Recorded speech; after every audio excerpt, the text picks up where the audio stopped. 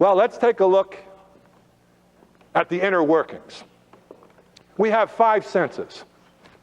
This will help you get some tolerance for each other. We have 5 senses that we process information through. That's a physical entity, isn't it? 5 senses. They're connected to the body. So the mind must process what the body is registering.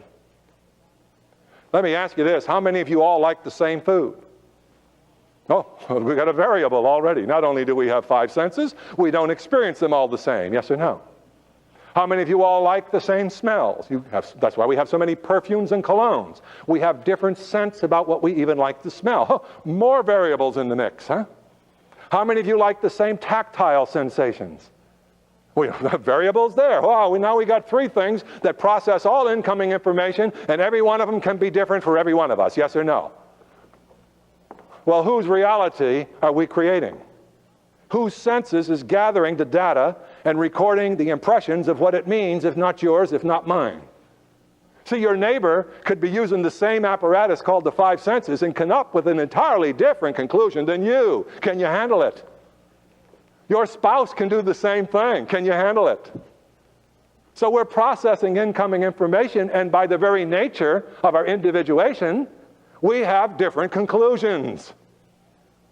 Therefore, each one of us creates our own reality from our thoughts.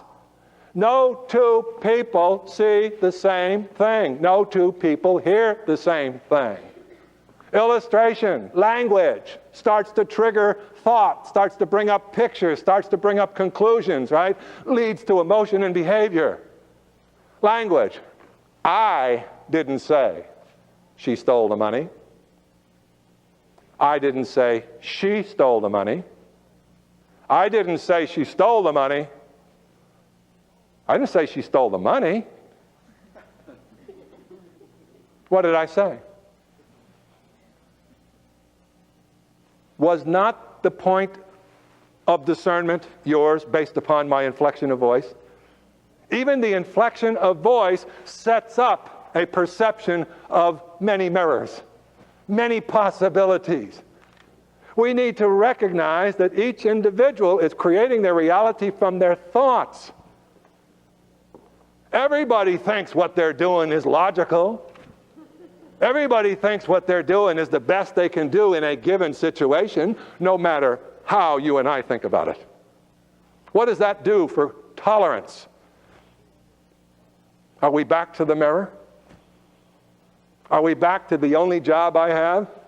The only real control I have in life is not essentially what's happening, but the control is how I can think and perceive what's happening. I can choose to be upset, or I can choose not to be, based upon my processing and my thoughts. In fact, your thoughts and my thoughts produce our emotions.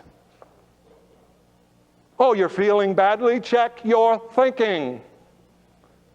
You're thinking of prosperity? Good, but I hope you don't hold an unconscious picture that conspires against its possibility. Because the mind cannot bring into reality that which it secretly conspires against. When I get into emotions, you're going to see how this all ties together. The thinking, the emotions, the behavior, and the circumstance of life. It's not a mystery. It's the way it is.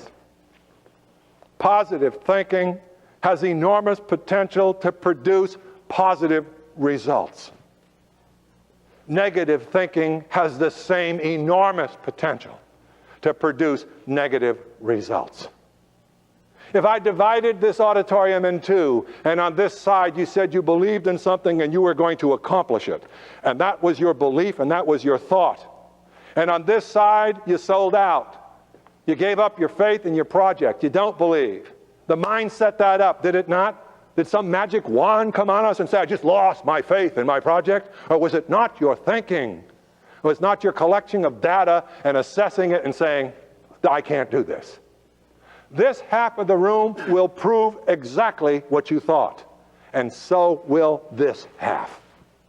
There's been experiments done with students essentially the same IQ. Divide the room again, all basically the same IQ. On this side, children, you are wonderful, you are brilliant, you are bright, and we expect wonderful things from you because you are God's children. You can achieve.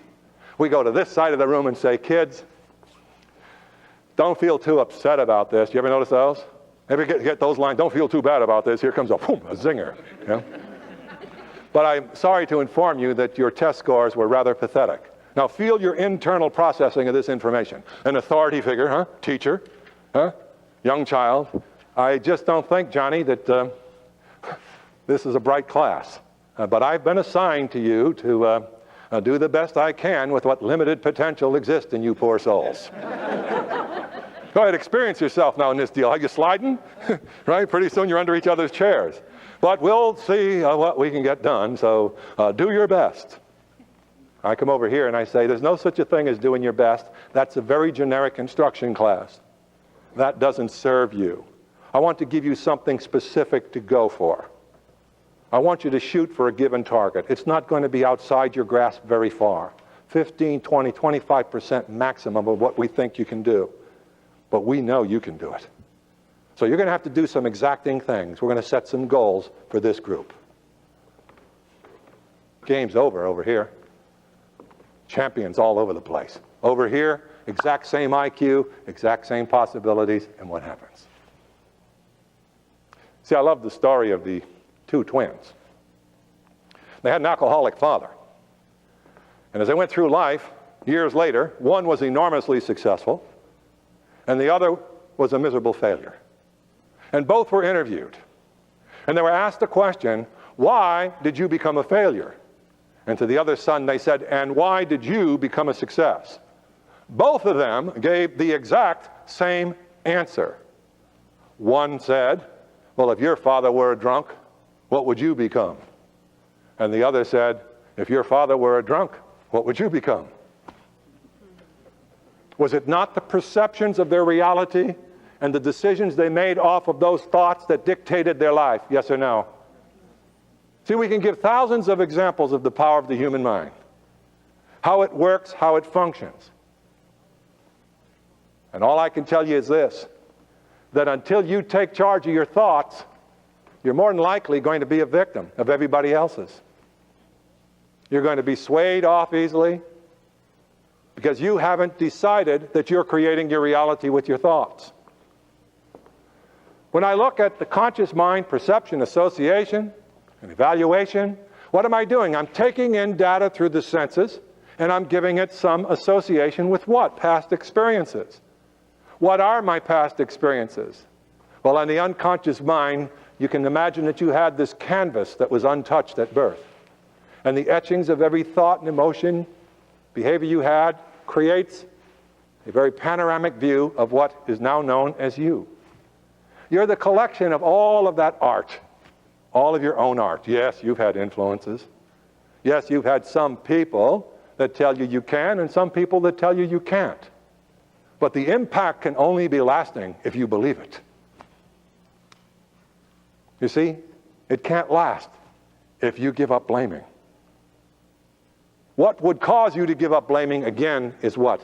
Conscious thought. Every place I turn, I'm back to my thinking. If you take a job for a particular amount of money, who thought to take the job? You or someone else? If you decide to become an entrepreneur and try a new business, was it not your thinking that stimulated your behavior to do? If you decide to close your door, was it not a thought? For you could not close the door without the thought. You cannot quit without the thought. Unconscious mind. That's a fun playground. Man does very little from reason, unfortunately. He does a great deal from passion, but most of what we do from habit. Our thoughts even become habitual. And that's why successful people seem to have a capacity to recreate success in whatever they do. That's why Aristotle made the observation that success, it has to be a habit. It cannot be an act, because it's the consequence of how a person structures their thinking to achieve. Unconscious mind. What's down there? Everything. What control does it have? All you want to give it. Well, let me ask you something. Is it possible that you have had some thoughts planted in your mind, in my mind, over the years that were not accurate? Is it possible some well-intentioned teacher, loving parent, our perception maybe they were not loving, could have said something to us at a critical point that we bought into? Is that possible? Is it possible that we created our entire lives off of that impression of whether we are valuable, deserving, undeserving, powerful? Could it be possible? Well, let me show you the way the mind works. If I get the initial impression and I accept and believe it as true, it does not matter whether objectively it's true or not. It operates in my life as though it's truth. Whose truth? Your truth, your truth, your truth, my truth. We're creating that too.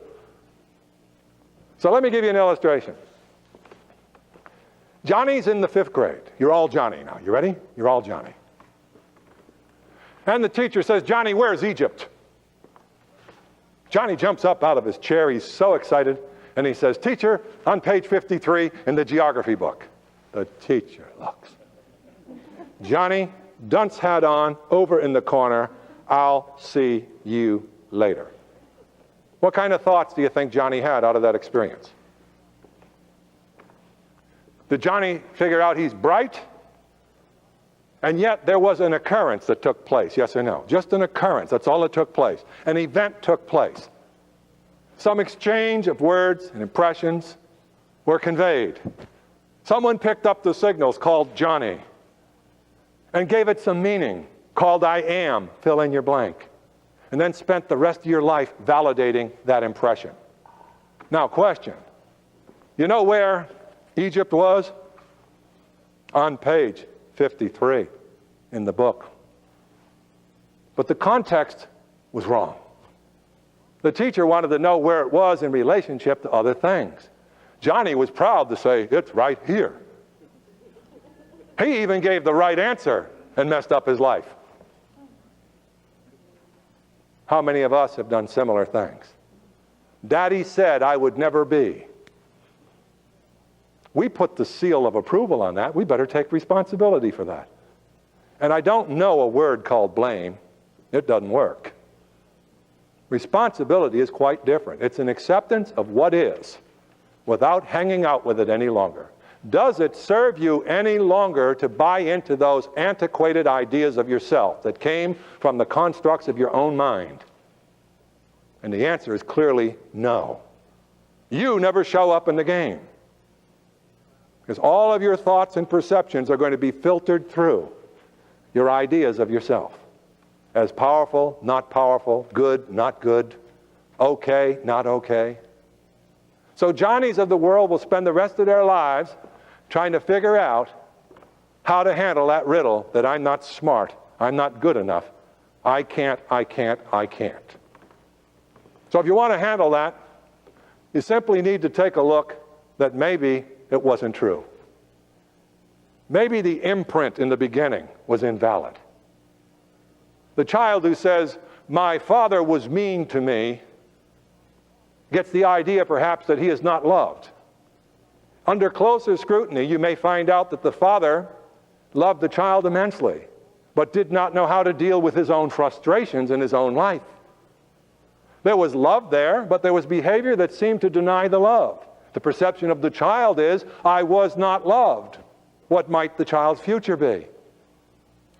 But shift the input. Supposing we had a way to see the heart of the father who's acting foolishly, and we felt and saw the love. Would not the impression of Johnny's life now be invalidated? Daddy just didn't fit my pictures. Whose pictures? Mine. Who made them up? Me. Who set up the expectations? Me.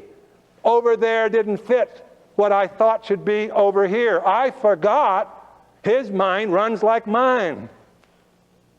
I didn't give any space for Dad to mess up like I give myself space to mess up. Mom and Dad had to be perfect. And there are so many adults going through life with perceptions of the mind that are not close to the reality or the intention. And even if some of those events were conveyed accurately, nobody but nobody has a right to tell you you can't do it. You're the only one who can give that away. That's why Gandhi said, no one can take away from you your dignity. You can only give that away. The mind. It's the recorder of your interpreted reality. The recorder of your interpreted, hear it? Interpreted reality. Interpreted, go ahead, interpret. Everybody interprets. Everybody sees differently. If you see something alike, be real clear, it's not. It's just your illusion that you're all seeing the same thing. You come at it through different looking glasses. The creation of reality is uniquely yours from the thoughts you think. Maintains your reality and self-image. So I am going to do something about my self-image, and I'll talk about that later. We're going to get rid of some of these imprints. We're going to cast them aside because they no longer serve us as adults. They didn't serve us well as children. We're going to free ourselves up so that we can get into the game of life, taking the bat off our shoulder and swinging for the fences every day. That's the possibility we have. It solves problems. Listen to me. You're sleeping. When you know what it is you want, you direct your mind toward what it is you want. You're sleeping, and it's solving problems for you. I'll demonstrate it for you. Every one of you in this room have gone to bed at night with either a problem you needed to solve or a time you needed to wake up. And you called everybody and said, please wake me up, set the alarm, do this, do that. The time was 4 o'clock. How come you all woke up at 1 minute to 4 and told everybody, don't bother, I'm up? What about you was keeping time because you said to your mind, this is what I want. See, and that baby went to work for you. It can't work for you when you don't give it direction. So don't have tentative commands to your mind.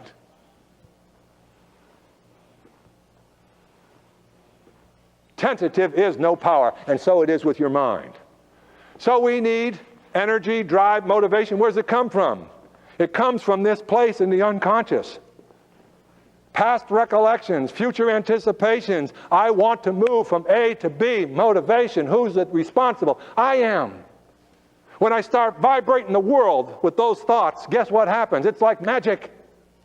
I'm all of a sudden surrounded with people and events that seem to be almost mystical. I am going where I want to go. Why? Because I know where I want to go. And when you tell someone, direct your mind, set goals, what did they say? Why? Do you know why we say it? Because we have an imprint from our childhood that says goals are someone else's deal to make me more than I comfortably feel I'd like to become. There's our problem with goals. We need a new awakening. Because without goals, you can't start the engine. That mind won't tell you and won't start building and using the power of the unconscious to give you what it is you want and you say you're after. So you have firm resolve. Now I'm going to move over here, and we're going to take a look at this thing kicking off and kicking in. When you take a look at the reality of the mind, we're going to use a quick analogy here. The conscious mind is the captain, the unconscious mind is the crew.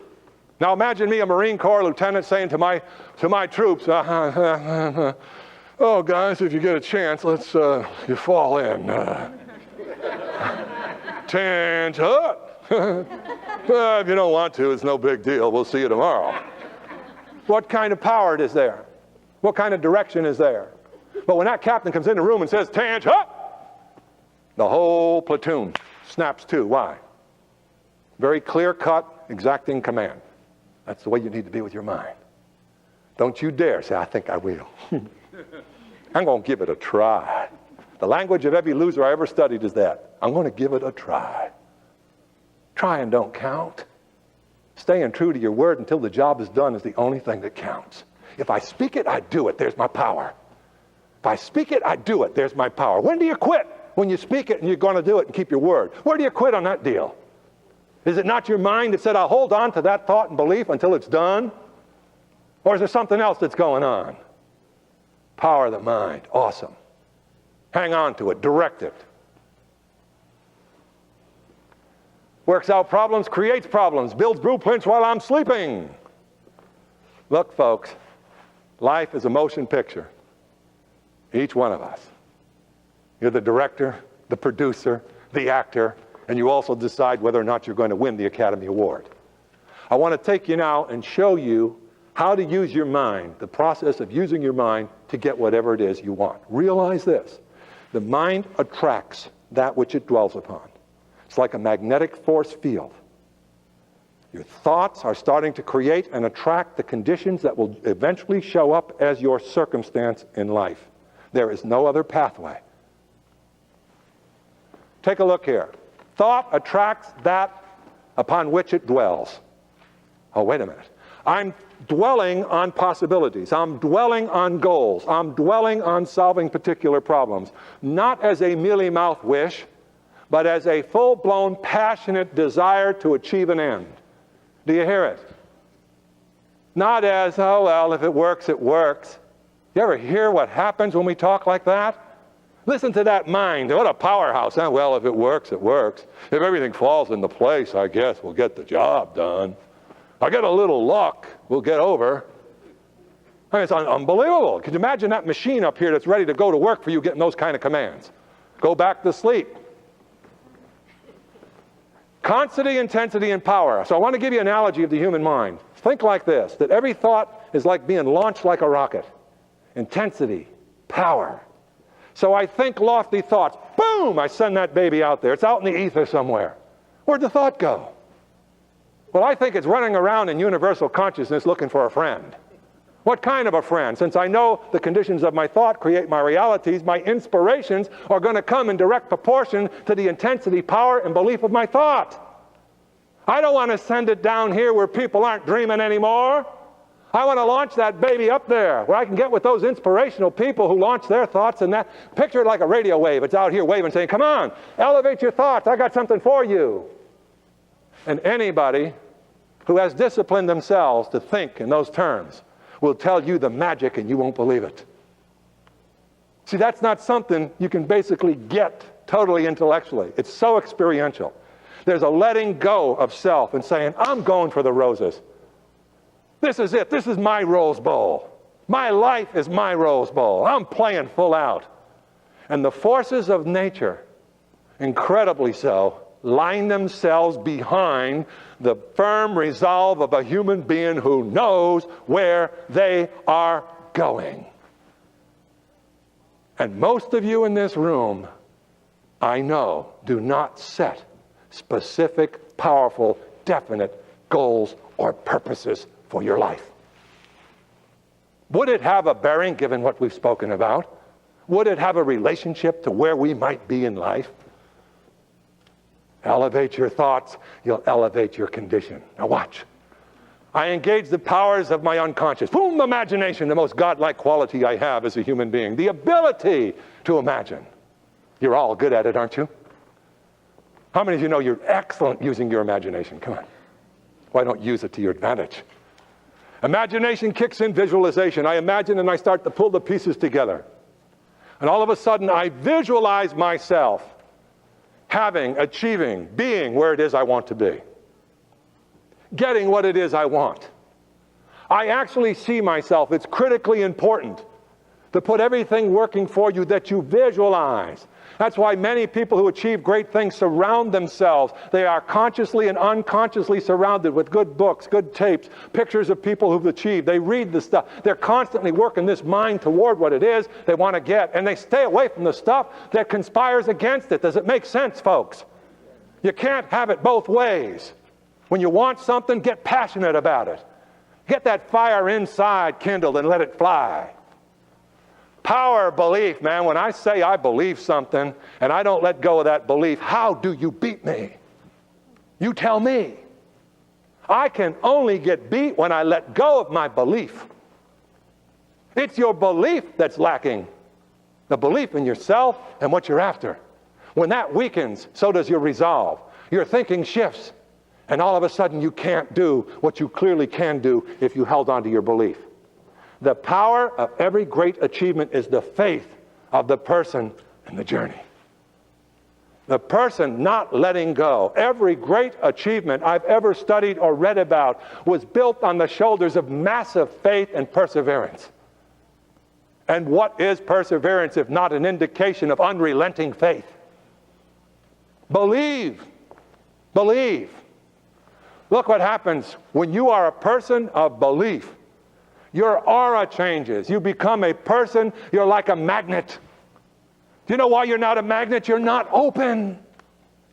See, we have these hidden agendas of fears that makes us not vulnerable to the possibilities and the power of life. We hide out. And your aura changes. And all of a sudden, you're starting to attract the things you want. And they're going to be consistent with what you want. You're going to find out that a lot of the stuff that normally people stumble over, you're going to be eliminating. Isn't that exciting? People who are up to a game that doesn't support yours, out of integrity, they don't even want to see you. Isn't that exciting? You can wish them well, but they don't need to contaminate your space anymore. But whose act do you need to clean up first? See, it's a pretty simple thing. Bang! Where does energy come from? Energy is the product of passionate interest. If you are out of energy, you're not on fire anymore with life. Did you not get that way from your thinking? For if your thinking should change, and you saw life as a boundless challenge for possibility for you, and you spoke and did along those lines, would your life not change? And would it not have changed? Because your attitude of mind changed. And you began to program your mind in accordance with the powerful laws of this universe. And this universe is run by two principles: contribution and cooperation. And everything that's in it, sooner or later, learns to play in accordance with those rules, or it's consumed. The mind, as Milton said, is indeed its own place. It can make a heaven of a hell, and it can make a hell of a heaven. And as Shakespeare said, our doubts are traitors.